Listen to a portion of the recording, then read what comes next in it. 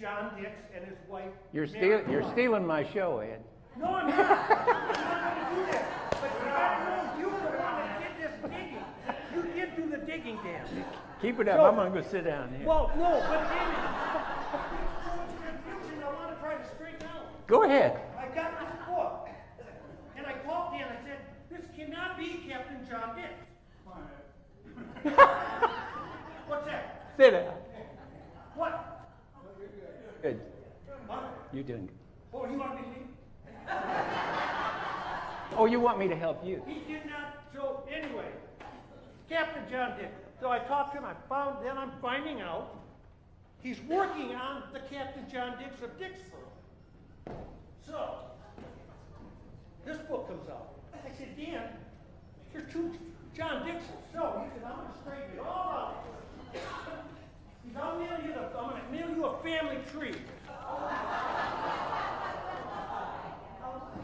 A lot of people could have really wanted to see this over there yesterday, but I didn't know Ed had a copy. Well, but anyway, I didn't want you to know. But I know. You mailed it to me. Go ahead, yeah. Well, anyway, so I started searching through this thing.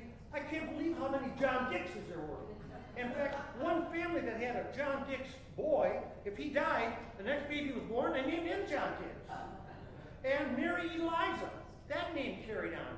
So, one thing I wanted to just try to straighten out, Captain John Dix did not have a middle name. And Dan, if you'd have just told me that the very first time, I wouldn't have wasted It took me a long time to figure it out. to figure that out. I'm still arguing with a Texas archivist historian, and he thinks John Dix had a middle name. Oh, that's just, no, that's not. Oh, watch out. Don't worry, Dan, I'm not going to take away anything from you. Oh, just time. I'm just free. I got an hour. Right to the side. Okay, now. This is fun. He told me it was going to be low key, but I didn't know it was going to be this low key. There were two myths that I grew up with. That Captain John Dix was unpopular. The most unpopular man in Washtenaw County. Yes. And also that he was, what was the other one he was? He was Your story. No, but he was unpopular. Oh, and the reason he left Dixboro was because of the fact it didn't grow the way that he wanted it to. Which, thanks to you, I found out the truth. Captain John Dix, the reason he was unpopular is he had a sawmill, and he did some sawmill work for a guy, and the guy didn't have the money. Hey, Ed, why don't you let Dan fill in the gaps? What, Ken? What gaps? You want to come up here? There's a heckler back there. Would you escort him out the door? So we got to get cut to the chase here. Yeah, we are. But I wanted to bring him up to speed on what you've done, what you've uncovered. Oh. So anyway, he was unpopular. They put those titles on him 3 years after he left. He couldn't defend himself, and he didn't care. He was in Texas. That's right. That he hadn't gone to heaven, but he made it to Texas. And the last thing is that he did not. If you take a look at this, Dixboro. He's only got a couple of more notes. Exactly the way that he planned it. This is the plat of 1826 that Dix had drawn of Dixboro, and we're standing right in the middle of the village green that he planned for the church and the school in 1826. It didn't happen until 1858, this building. Yes. Well, then when John Dix left here, I mean, this guy's down in Corpus Christi, Texas. He's down there with Jim Bowie, Davy Crockett. This was an accident. So to say that he left here because this was a very... I think he got kind of boring after he got it all figured out. He said, we're going south, and his wife, I'm sure, had gone through enough Michigan winters. You guys know that, don't you? Now, the next thing Dan wanted to know, you have John Dix DNA in you. Would you stand up? Oh, yeah. Anybody related? There's a man. There's one. Give them a hand. My wife in the back. These are people, a lot of them came from Corpus Christi, Texas, just for this situation. And California. California.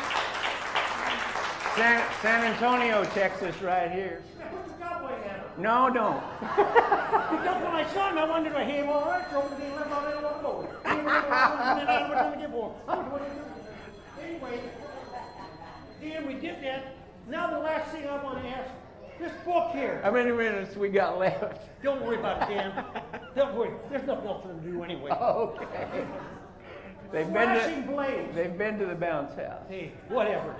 We got one chance to do this. I know. This is it. This is not, we got one chance to get this out of the way. This is it. We got this book here, Slashing Blades. Tom Freeman told me about. I found it on the internet. It's written about a hockey team, Dixboro High School.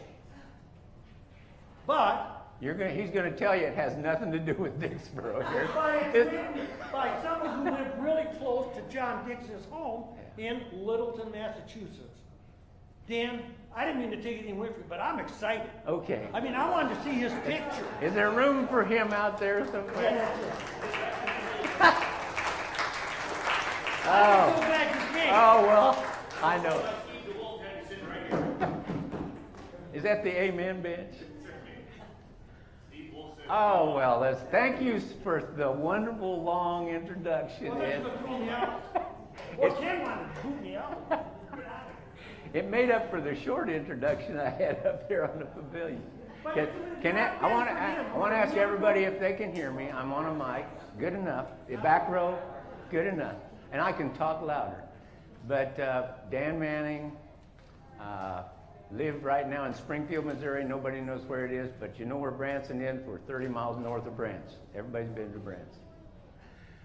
Where do I want to start? I want to start with a PowerPoint. And it's supposed to work. Point it here. Point it there. Where is the technician? Right arrow. The right arrow. Whoa! There we go. Now we're in business. I want to start this thing, and what I told Ed at first is if they want to read the story about John Dix, they're going to buy the book. And that's going to pay for us driving all the way here. Buy the book. And I'm signing them over here in the southwest corner of the Village Green.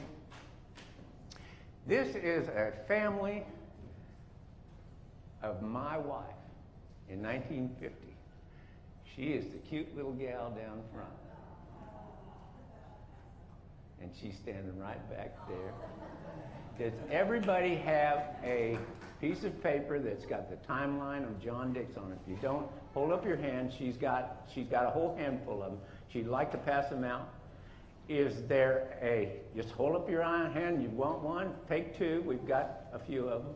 But this is going to tell you about what happened the important things that happened in John Dix's life.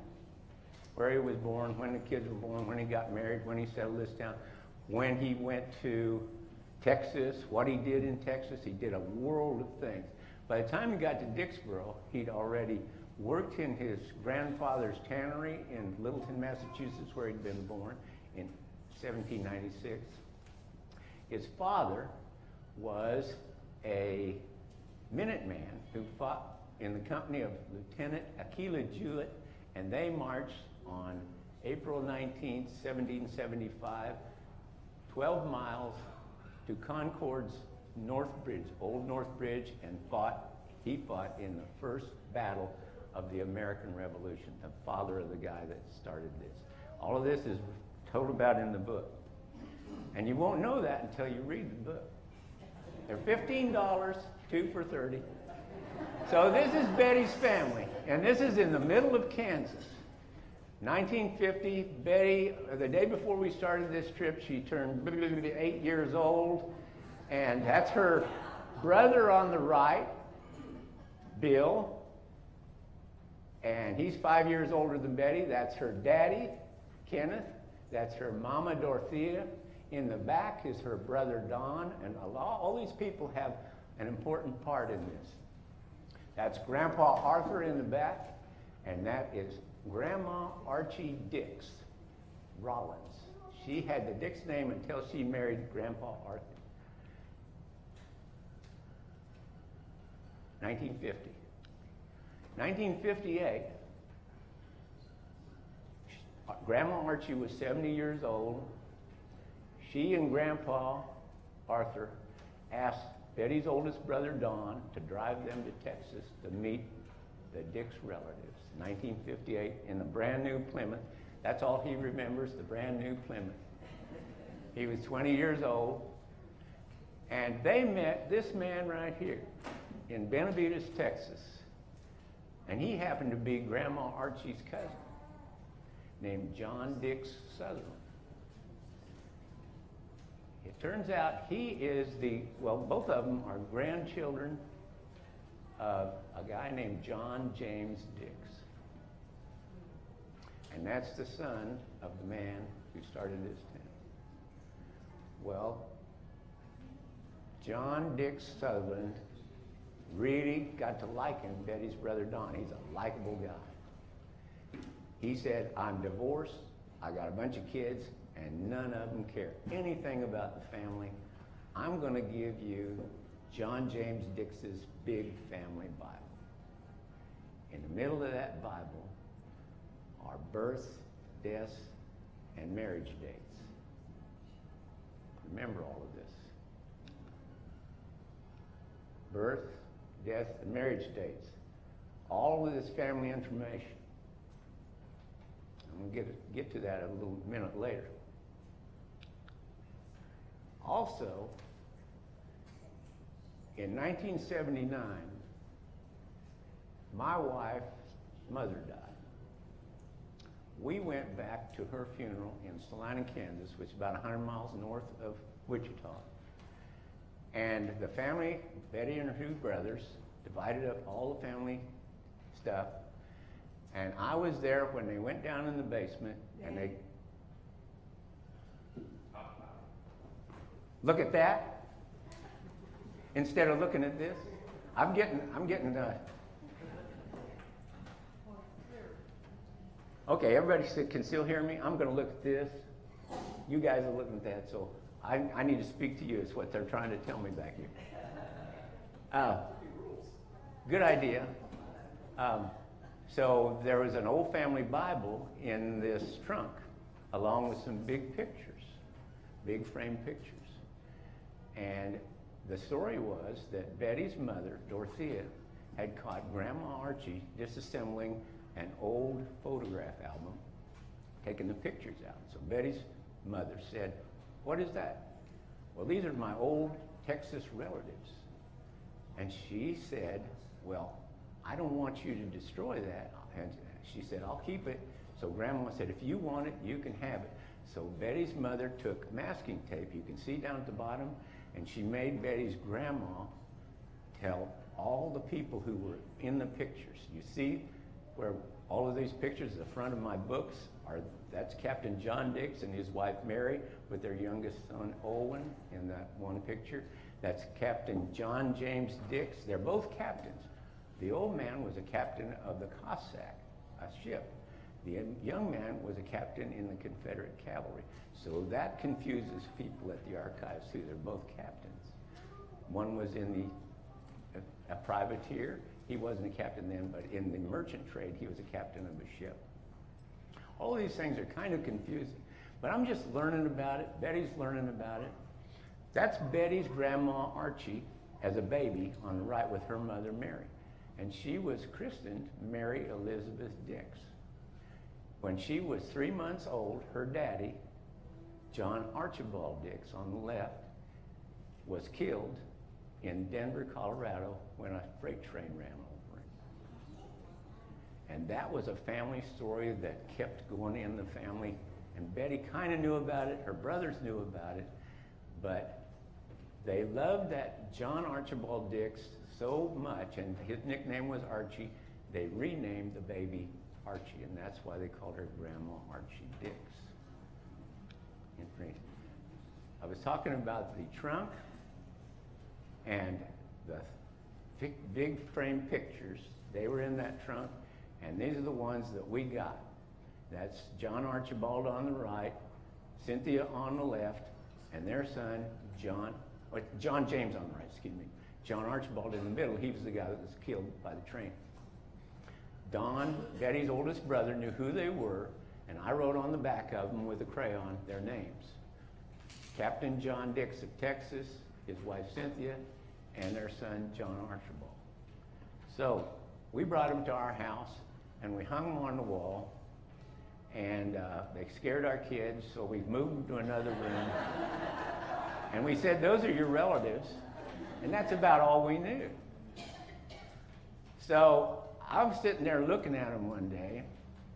Oh, another thing, here's a bunch of information that Grandma Archie had, and she'd given to Dorothea, and Betty's youngest brother, Bill, turned up with all of this information that has to do with John Archibald when he went to Kansas, got a job with the railroad down below Kansas City, was hurt his ankle. He went to a hospital in Sedalia. That's a picture of the hospital. And he was in there recuperating from his leg wound, and they saw his handwriting. He had good handwriting. So one of the doctors said, well, you ought to get a better job than on the section gang. So they recommended that he start being a clerk with the railroad. So he got the job in Salina, Kansas. He was transferred to Denver, and that's where he got killed. These are all things that we learned a little bit at a time. There's the sister engine to the one he got killed. This is the Bella Vista. A friend of mine found these in the museum, or in the library in Denver. The office he worked in was back on the bottom photograph, clear in the back on the right, and those are the tracks he was walking down when he got killed. He was walking toward the station, Denver's Union Station that's still there. The Burnham office is that where he's worked, and he was walking toward the station, and he saw a train coming toward him without looking back, and there was lots of tracks. He stepped onto another track, and the Leadville, engine number 509, running down. My friend who lives out there found all the newspaper articles, and the newspaper articles had to do with a man named Dan Kelly. And Dan Kelly, he was carrying letters for Dan Kelly, and his body was so mutilated, that's who they thought died. The next day, there was a story in the paper said he read his own obituary. Isn't that interesting? So then, the story was really about John Archibald Dix. This is some of the papers that Grandma Archie had, and it's the stone. They shipped him back in a box to Salina. They didn't give him any insurance because he was off. He wasn't during working hours. He was walking at the right place, but they sent her, the widow, Mary, a couple of months' wages. And she had enough money. I think this is $24 or $25. She bought a stone, and that's Betty and her brother Bill. The stone is in between them, and it's in Salina, Kansas. Incidentally, my great-great-grandfather is buried in the same cemetery. We never knew anything about it until Betty's mom died. We got all these papers out. So I had this information, and I told Betty, Captain John Dix of Texas probably was in the Civil War. And said her brother knew about Benavides, knew about Corpus Christi, so she wrote to the postmaster in Benavides, never heard back. Just searching for information about John Dix, whoever he was. And Corpus Christi had a list of Confederates that got a pension. Captain John James Dix got a pension. And we found out later it was for less than a year. He'd been applying for several years. He got a Confederate pension for being a captain in the Confederate Army. So they said, why don't you contact the real archives in Austin? Contacted the real archives in Austin, and look what they sent me. A biography, and we recognized the guy in the picture immediately, John James Dix. That's the guy, the oldest son, who was born here in 1826. His parents were the ones who founded the town. And this is the first place that I found out about Dixboro, Missouri. Said he was born in Dixboro in 1826. Said he was in the Texas Rangers before the Civil War. says he was also, going back a little farther, he was involved in the Mexican-American War as a settler. He was in the Texas Republic, or the Texas government, and that's personnel of the Texas state government is the reason his biography was there. So I had a lot more information, didn't know what exactly to do with it, and they said also there are files full of information here on what we think are 2 John Dixes. We're not quite sure, but dates say there were probably 2 men named John Dix. And then they said, you need to hire a researcher. They sent me a name, 3 names, and I picked a lady named Crystal Sass Ragsdale, who lived pretty close to Austin, and she went to Austin, and she said in a mail, I didn't get a computer till 1991, and we're talking about 1970s here, 70s and 80s. So we're doing snail mail. And she said, I have found a wonderful journal, and this is the journal. And I thought, oh boy, and she charged $45 an hour, or $45 down and $15 an hour, and we spent a few dollars, and asked her to send that journal that I thought was going to be so legible, so readable. This is it. And I pulled it out, and I gave up immediately. I put it back in the envelope, and until I had a back operation, did I get it out and study it with a magnifying glass, 1 word at a time. Finally learned his handwriting. The pages were all yellow, and he'd written on both sides, so it was fading through, and it took me like 3 months to transcribe it. He did a complete year right at the bottom of Texas at where Brownsville is now. There wasn't any Brownsville there. Fort Brown had just started during the last year of the Mexican-American War. And he was in charge of handling the shipping coming in and out. He was a sutler at first, and then he became a quartermaster man, so he was hired by the Army. He was getting Army money. And he had 50 laborers working under him, and they built a pier. And he did a daily accounting of all of this information. I finally found it out, and he saw John Coffey, Jack Kay's come back, and that's the most famous Texas Ranger of the time. He saw him come back on a ship. He saw General Zachary Taylor, who was going to be the next president of the United States, come back from the war, and the war ended. And he saw all these people, and he knew lots of generals who were lieutenants who had just come out of West Point then. He didn't know Grant. Grant was there, but he knew Leonard Wood, who Fort Leonard Wood is named after, and several others. Anyway, I got all that information, and I'm thinking, man, this is good, raw history. He did that, and then he quit for 10 years, and then he started another journal. He'd moved to a ranch called Rancho Ramarena, which is up the Nueces River on Ramarena Creek, and he did a daily account of ranching, catching wild horses, mustangs, roping longhorn cattle, raising sheep, not fighting Indians. They were farther west. The Comanche was farther west at that time. So I have 3 years in the pre-Civil War years of ranching, and I've got this great information. What am I going to do with it? Oh, she also said some interesting things. He got this a warrant of land. And I guess this is $25 for being in the first battles at San Antonio in the fall of 1835. That was the one on the right. And then he got a furlough from these guys on the left. The top one is Stephen Fuller Austin, the guy who started Austin's Colony, the father of Texas. That's a furlough from him. The next one is William Barrett Travis, who died at the Alamo. And the next one is his commanding officer, a guy named Smith, James Smith, and he signed the Texas Declaration of Independence. These were all in the Dix papers, and they came to us. These are copies. We got copies of these things, and the lady said, these are super valuable information. And the originals are in the archives at Austin. I got it all together, and I'm thinking, who am I going to contact that can write a book? I'd read a lot of Louis L'Amour when I was in the Navy.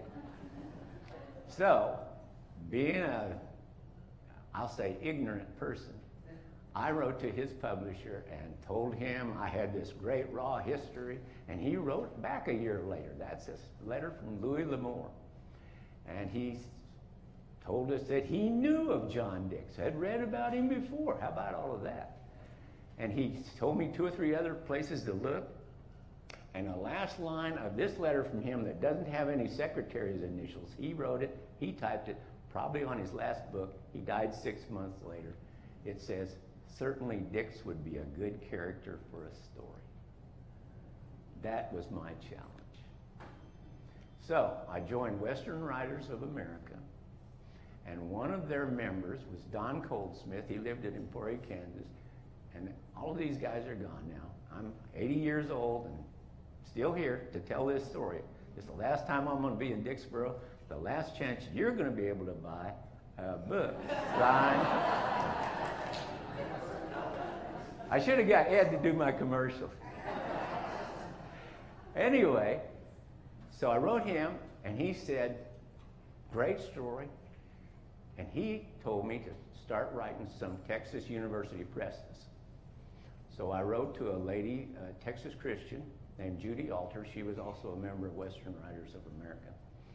And he said, you can write to this lady and you can use my name.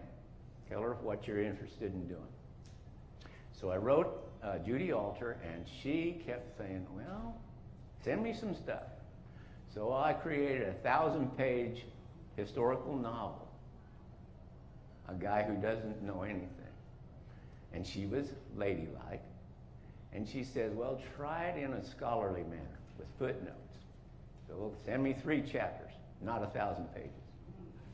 I sent that to her. Well, try this, try that. And she tried to stick me on to some other Texas publishers. And finally she said, what you need to do, she said, this guy did some good things. He's not top level. He's not Sam Houston. He's not Stephen Austin. He's just a guy, and he knew all these people, but that isn't marketable material. We're not going to print anything at these presses. And then it wasn't any pay-as-you-go, print on demand. It was 5,000 books immediately. If they thought it was going to sell, they needed to be able to sell 5,000 hardback books.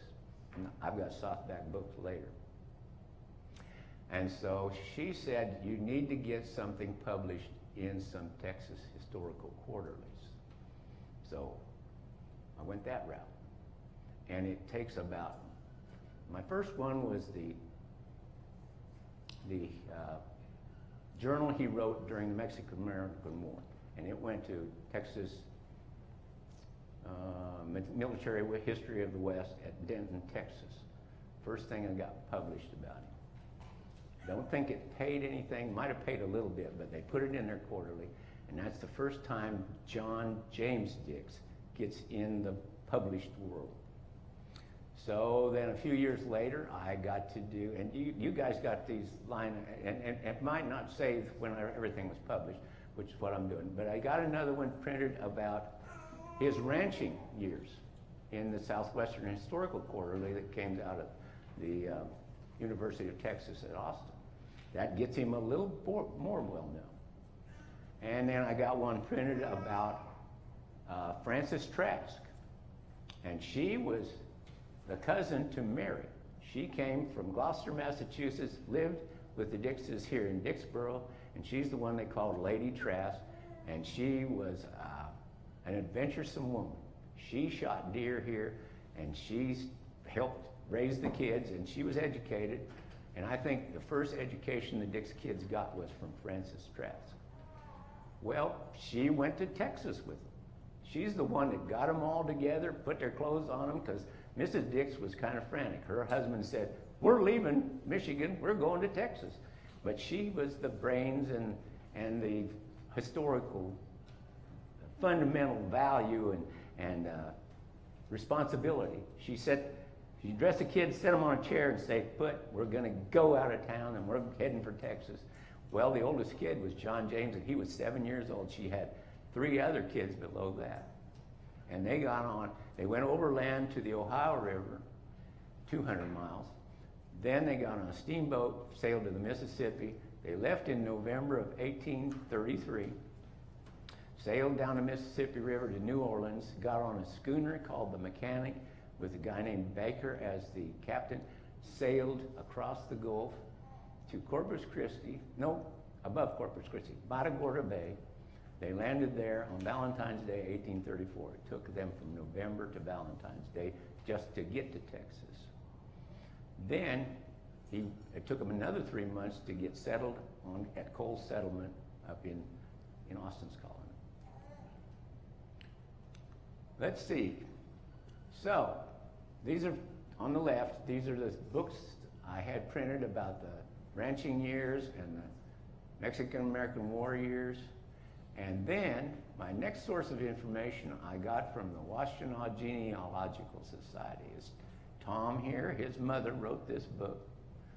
Tom's wife is back here. Is Tom up there? Nope, that's not Tom.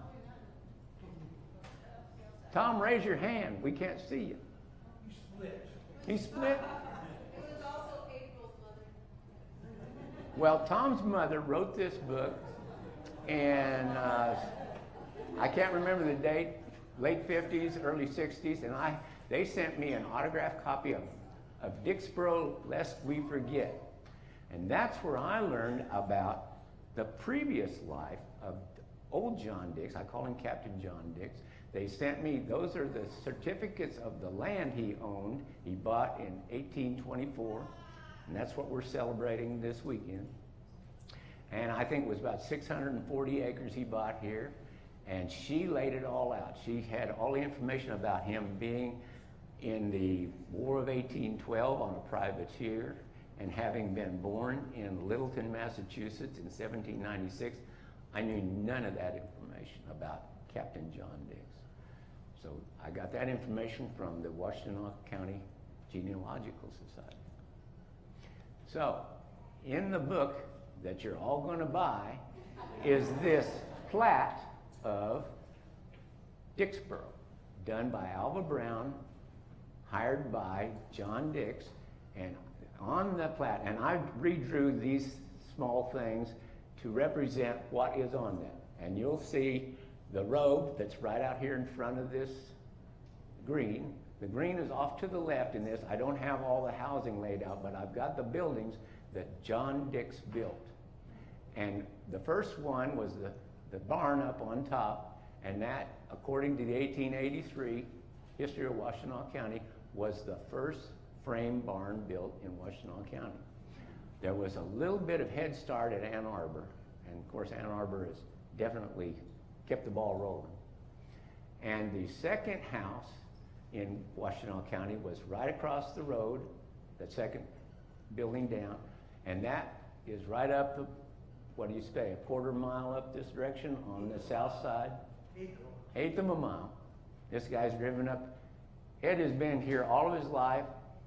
His dad lived here, his grandfather lived here, and he lived on Dix land all of his life. Went to school in this little schoolhouse, attended church in this church ever since he was a little kid. Anyway, so then I cut it in half. It's down where the store is, and you go south down to Fleming Creek. On the plat, it shows the grist mill and the sawmill. They're on the far left-hand side. Grist mill on one side and the other. And then that line that's coming up and down, that's a mill that Dix built. He came here in 1824. This is an 1826 plat. So in 2 years, he created a house, a barn, a sawmill, a grist mill, and the dam to power him in 2 years. This is a moving guy. Betty and I went to Texas. Can't remember the year, 89 maybe. And we went to where John James Dix was married at Fort Merrill. We got in the general area, and we went into a quick shop, and we asked the man if he knew where Fort Merrill was. He says, yeah, but he says, it's on private land. But he said, did you see the people who just left here? They're doing an archaeological dig at Fort Merrill. So we ran out there, and we caught them as they were getting in their Jeep. Yeah, and I showed him the transcribed material of the Rancho Ram, and this is in Live Oak County, right where they ranched. He didn't know about these Dixes. He said Fort Merrill closed in 1850. I said, they were married here in 56. He said, well, some squatters stayed there. And we've got a marriage license, and it's got a preacher's name. And I said, that's the reason they got married there. They went over to Fort Merrill where a preacher could marry them. And that's Cynthia, I don't have the pictures here, Cynthia and John James. So this archaeologist is on the right. His name is James Warren, and that's our two kids. Will is on the left. Jenny's in the middle with the red shirt. Betty's in behind with the blue shirt. But the light blue shirt lady with the hat is Joyce Warren, and they were doing an archaeological dig. And they said, well, it's on private land. But there's the owner of the private land. So we hollered at her, yeah, you got permission, go back in there. And we went 5 miles away and got back in there. And that's a marker that's the only, on the right, it's the only way to recognize it, and it was put in there in the 1930s, where Fort Merrill was. It had all been bladed over, burned off. But in 1850, a soldier drew that drawing and sent it to his mother. That was the officer's headquarters at Fort Merrill, and James Warren saved that. He's got a copy of it. And so when we were going over the grounds, he gave us a brick out of the chimney, out of that. We still got it. I've got it on display over here. He gave us horseshoe nails, he figures that's where the cavalry horses were shod. And he gave us building nails, square nails out of a building. And he gave us a piece of glass, window glass, and a piece of coal. And it's from a pile of coal. And he said, this is where the blacksmith would have been. And in the journal, in 58, John James Dix takes a wagon wheel to be repaired at that spot. I've got a piece of coal from that spot. Isn't that cool? If we hadn't run into this guy who was an archaeologist doing a dig there. So I've stayed in contact with him. He's still alive. Joyce is gone. This is one thing I got just recently, and this is Corpus Christi being attacked by the Union boats, and there was a big story saved from that period.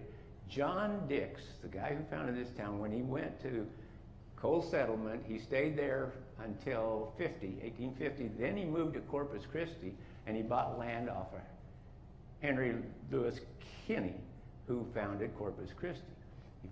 He bought it right on the beach, and he knew shipping because he'd been in shipping for all of his life.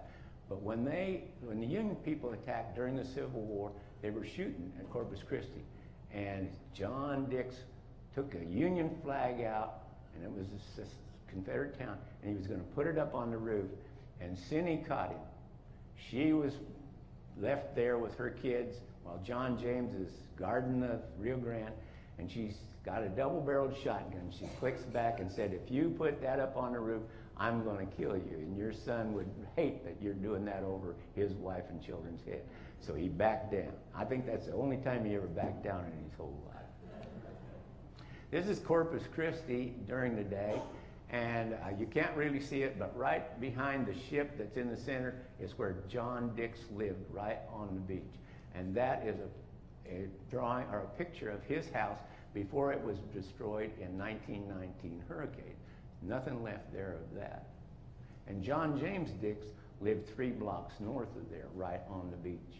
And you know what it's like to live on the beach in Corpus Christi nowadays. So Betty and I, on that same trip, we went to Corpus Christi. We went into a tourist shop center, and we were looking for something historical. So the lady said, well, right up on the hill is an old cemetery. You might find something there. We went up there, Old Bayview Cemetery, knowing nothing. We walked in there, and Betty and I were reading the sign, and our youngest daughter, Jennifer, went to the far north end and found that stone. That's the guy who started Dixboro, Michigan. Died there in 1874. 1870. 74 years of age. Broken up. His wife is right next to him, Mary. So then we went from there to to Littleton, Massachusetts. We're on a trip, and we find where his dad, the guy who started this town, he was born in a house that stood right where that house is. That's the second house built there in the 1700s. And his father's name is on that plaque at Liberty Square. John Dix, of course. And that's the guy who fought at Old North Bridge on the first day of the American Revolution. Came to Dixboro, Michigan. First time. Didn't know anything. Walked through the general store. Went driving up and down the street. Didn't know anything. Started toward Ann Arbor. And on a corner we saw Washtenaw County Historical Society. Walked in there. Dixboro. I got a list of guys that know about Dixboro. One of them was Dale Leslie. And one of them was Tom Freeman. We couldn't get a hold of Tom on the phone. Dale, we left a message. He came over and talked to us, gave him the book, and this is Ed's story. He said, Dale called him after I'd left and told him about me. I'd been there and hadn't seen Ed. Called me and we got connected. So another year, then we found Ed, sold books, about where we're selling now 10 years ago, and that's the last time I saw Ed. Ed and I stay connected on email. In Littleton, Massachusetts, right across the street from where the Dix house was on King Street was Beaver Brook, where Jonathan Dix had his tannery. So we know old John Dix learned the tanning business where they cured hides. And Boston was a great shoe and harness manufacturing area. That's Betty looking at Beaver Brook right across the street from where the Dixes lived in Littleton, Massachusetts. Then we decided to contact some people in Corpus Christi about restoring the stones. And we found a whole bunch of cousins. Several of them are here today. We raised money to restore the stones. You see John Dix is on the right and Mary Dix is on the left. And he's got the state of Texas put a plaque there attributing him as having been involved in the war with the independence from Mexico. And the plaque on there is when he was a privateer, confirmation he was a privateer during the War of 1812. There's all the cousins back in the back when we had a presentation of that plaque in Corpus Christi at Old Beaver Cemetery. Doesn't that stone look a lot better than when we found it busted up? These are two men that portray old John Dix at that cemetery in November every year. The guy at the top recently retired and he turned it over to the next guy. That's Norman Delaney with the stones. And he contacted me, and he didn't know about Dix until he found my book on Amazon. My book on Amazon told him the information. So he's been portraying this guy. And he said, the news people did a video, find that. So I found it on YouTube, and I'm playing it, and I'm telling Betty, that is not a Texas accent. So I call him, and he says, I was born about 50 miles from Littleton, Massachusetts. And I said, you've got the right accent for that guy. He would have come here with that Massachusetts accent. The guy on the bottom is a Texan. He doesn't have that accent. But both of them are retired college professors. And the guy on the top turned it over to James Pruitt, the guy on the bottom, and he's done it for about 3 years now, portraying Captain John Dix. So he is remembered there, he's remembered in print, and there are a lot of references to him on the internet. I don't know when I got connected with it, but my books were on sale to the internet, and I sold out of all the John James Dix books, but there are still a few Captain John Dix books. 15 apiece, 2 for $30. Cash check or money order. So, about 7 years ago, some neighbors of ours said, we're going to New Zealand for a vacation. I sold them a book. about John Dix that's got him crashing on the North Island of New Zealand in April of 1826. And the last stop, and this is the New Zealanders, the Maoris, and this is Hokianga Bay, which was where he crashed that ship. This was a picture taken in 1905. So their last stop on their tour was at New Auckland, I think. They rented a car and drove another 265 miles to Hokianga Bay, walked into a little museum and said, "We're friends of the great-great-great-granddaughter of the captain of the guy that sank the Cossack here." And she said, "You are?" I mean, it's a little town, like a little bigger than Dixboro. Never had anybody come in the museum, especially related to him. And they got the royal tour and spent the night in Hokianga Bay. And that's the first ship that ever crashed in Hokianga Bay. So he wrote a thing I found on the internet one night, and I was just elated. And it came out of an Australian newspaper about him explaining this crash.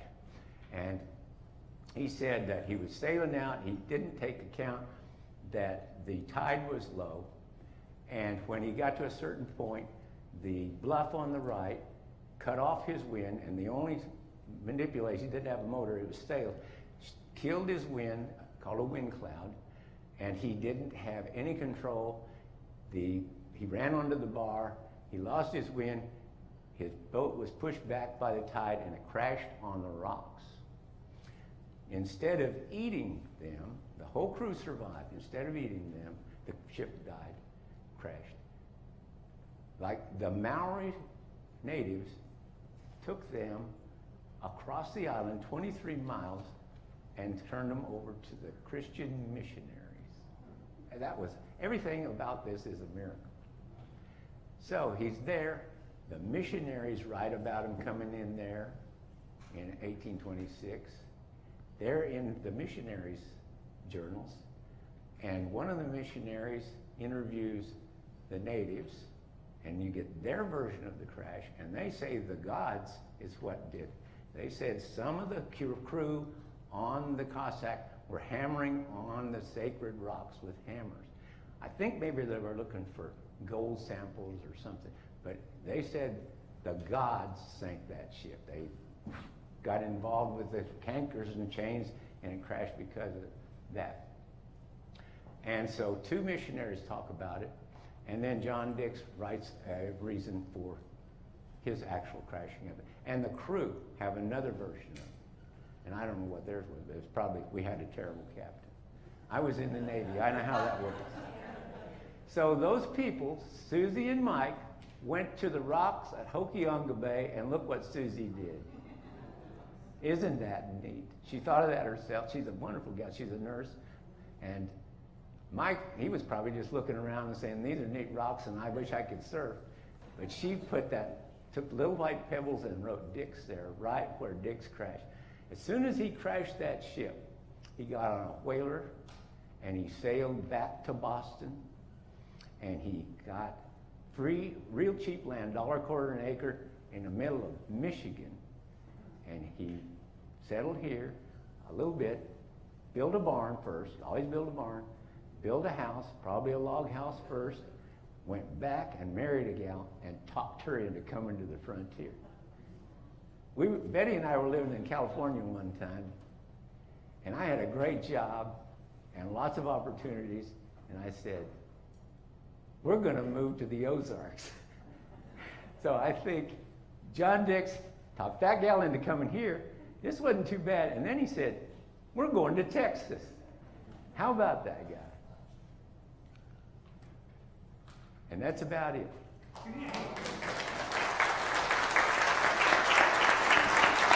Thank you very much.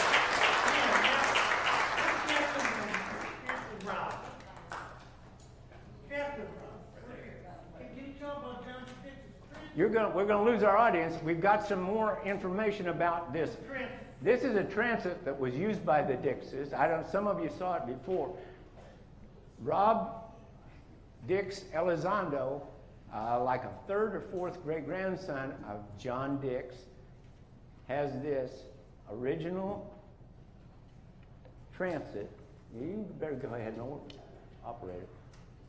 That came down in his family through the Dixes. John James Dix was a surveyor, and so was his son Hayes, and so was his grandson Hayes, and that was the grandfather of Robert here. And he watched his grandpa and grandma use this transit. Tell him about that. It was probably about, my mom would know better, but around 1978, they decided to add on a piece of porch to the front yard. My grandfather pulled this out and used it to get the level and the rate of the porch. And that was the last time it was used. This transit here is best we can date it back. It's from the 1870s. And with John James being... he didn't die till 1910. 1910, right? He was a surveyor for the Texas Rangers, and he surveyed much of South Texas.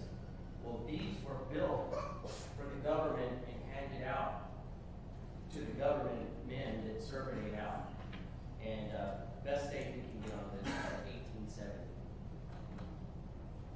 Still in the family. And there's one in the Texas Rangers Hall of Fame in Waco, just like it. The display of John James Dix as being a ranger and a surveyor.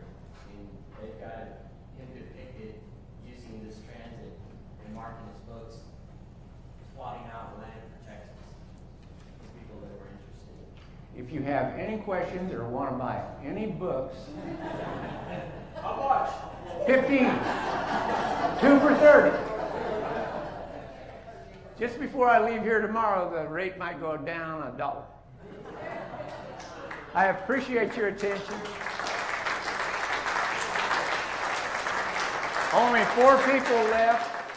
I told Ed at the beginning, if I see 2 people yawn, then I'm shutting down. And I didn't see any yawning. Congratulations to a great audience. Oh, and thank you for signing the book. Did anybody count these names? And I'm going to go back to that guy praying for me and tell him how many people attended this. Prayer has been a big part of our lives.